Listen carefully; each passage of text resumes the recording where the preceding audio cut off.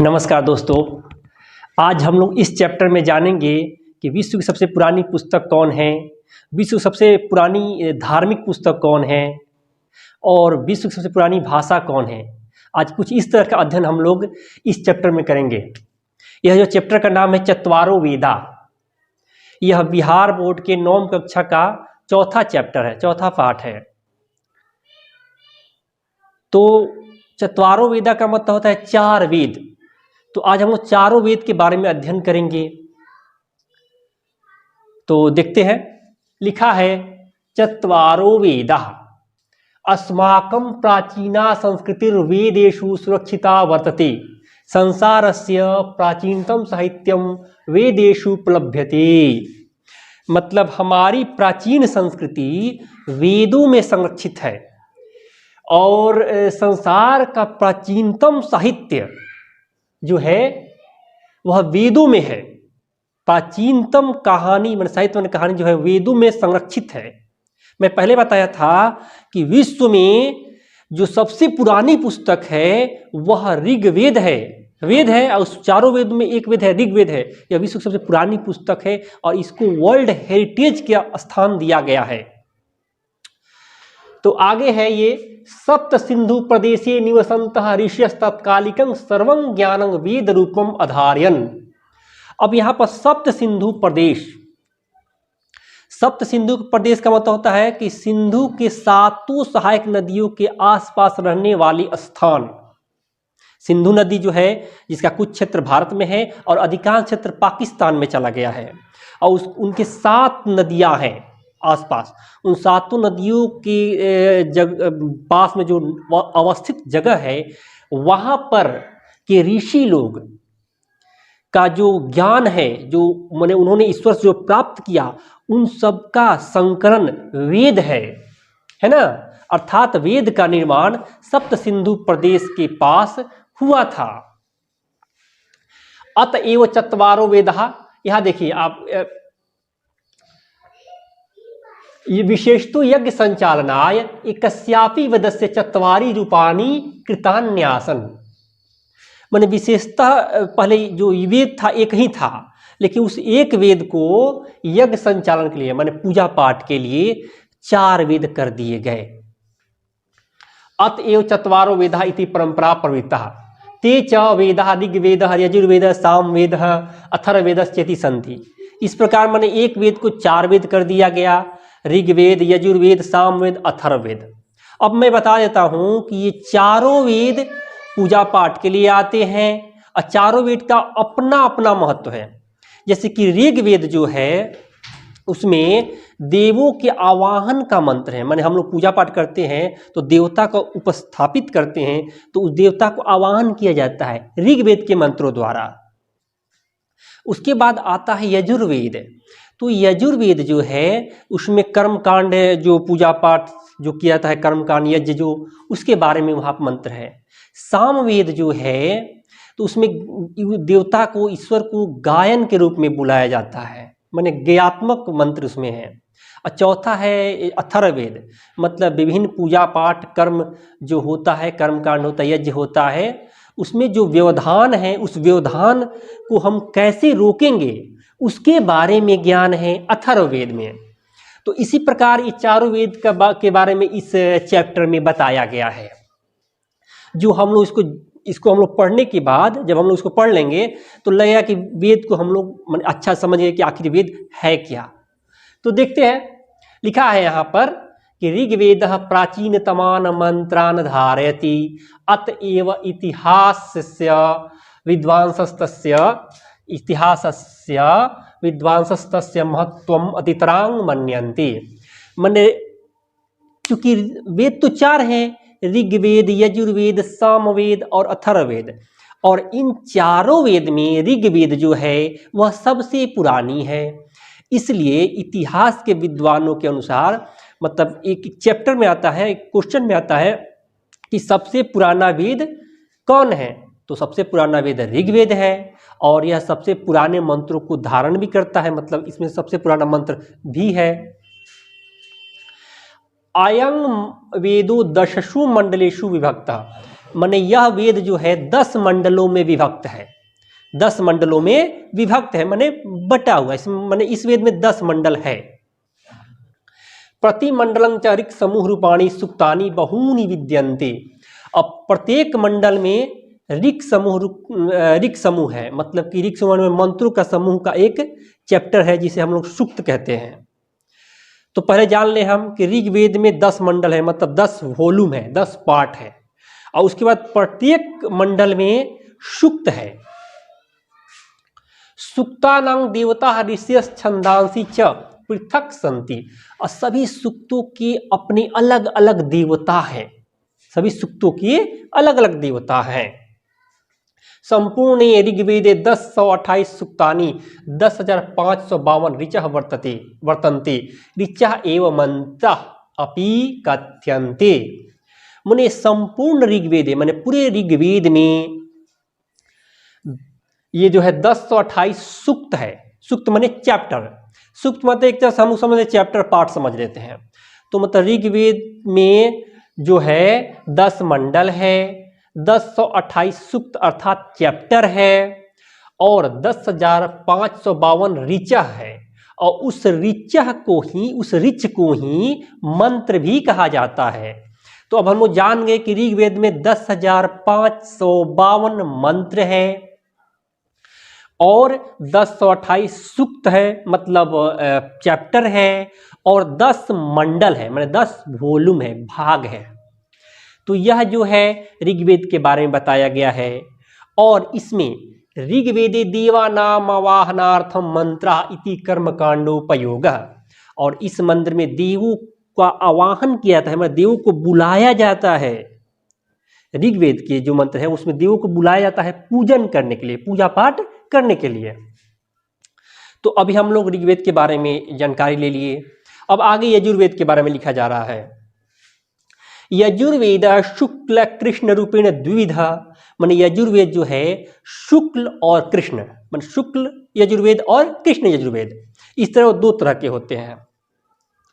प्रायेण शुक्ल यजुर्वेद एवं उत्तर भारते प्रचलित, माने उत्तर भारत में जो है, माने हम लोग जहाँ पे बिहार, यूपी, बंगाल, पंजाब, हरियाणा, ये सब उत्तर भारत है, कश्मीर, तो यहाँ पर शुक्ल यजुर्वेद ही चलता है। क्योंकि यजुर्वेद के दो भाग हैं, 2 तरह के हैं, एक शुक्ल यजुर्वेद है, एक कृष्ण यजुर्वेद। तो उसमें जो शुक्ल यजुर्वेद है वह उत्तर भारत में चलता है। तस्मिन् 44 अध्याया सन्ति, माने शुक्ल यजुर्वेद में 44 मतलब 40 अध्याय है। अध्यायेष्वने के गद्य पद्यात्मका मंत्र सन्ति, और प्रत्येक अध्याय में गद्य और पद्य की तरह मंत्र है, माने गद्य माने कहानी और पद्य माने कविता की तरह मंत्र है। तेषु मुख्यतो विधि कर्म संपादनाय विधयो दर्शिता। अब ये जान लेते हैं कि यह जो यजुर्वेद है, शुक्ल यजुर्वेद है, इसमें विभिन्न विधि विधान माने पूजा पाठ, कर्म कांड, यज्ञ, हवन, माने जो भी हम लोग हिंदू धर्म में अपना पूजा पाठ किया जाता है उसकी जो विधि है वह यजुर्वेद में लिखा गया है। यजुर्वेदस्य अर्थ एव वर्तते यज्ञ वेदः, माने यजुर्वेद का एक पर्यायवाची है यज्ञ वेद, माने यजुर्वेद को यज्ञ वेद भी कहा जाता है। प्रचलिते शुक्ल यजुर्वेदे 1975 मंत्रः संकलितः यज्ञेश्वस्य वेदस्य व्यापकः प्रयोगः, माने जो ये शुक्ल यजुर्वेद है इसमें 1975 मंत्र है, और इस यज्ञ में माने पूजा पाठ, यज्ञ, कर्मकांड, हवन, जो भी हम लोग कर्मकांड होता है, पूजा पाठ होता है, उसमें यजुर्वेद के अधिकतर मंत्र प्रयोग किए जाते हैं। तो मैं बताया कि ऋग्वेद के बारे में बताया कि वह उसमें देवों का आवाहन का मंत्र है। यजुर्वेद में पूजा पाठ, कर्मकांड का मंत्र है। अब तीसरा वेद आता है सामवेद। सामवेद प्रायेण ऋग्वेदस्य ज्ञेयात्मकैर्मन्त्रैः संकलितः, माने सामवेद में ऋग्वेद का ही ज्ञेयात्मक मंत्र माने गाने वाला मंत्र संकलित है। तत्र यज्ञे समाहूतानां देवानां प्रसादनं लक्ष्यम अस्ति, माने सामवेद में है क्या कि देवताओं को प्रसन्न करने के लिए लक्ष्य है, इसलिए इसमें गायन द्वारा देवता को बुलाया जाता है। प्रसादनं च गानेन भवति, माने गायन द्वारा देवता को बुलाया जाता है। अतएव सामवेदस्य गायकः उद्गातारः कथ्यन्ते, इसलिए सामवेद के गायक को उद्गातारः कहते हैं। मतलब सामवेद जो है उसको गाकर मतलब ईश्वर को बुलाया जाता है। यह ज्ञात्मक मंत्र है, माने गाने योग्य मंत्र है। और इसके गाने वाले को माने सामवेद के गाने वाले को उद्गातारः कहते हैं।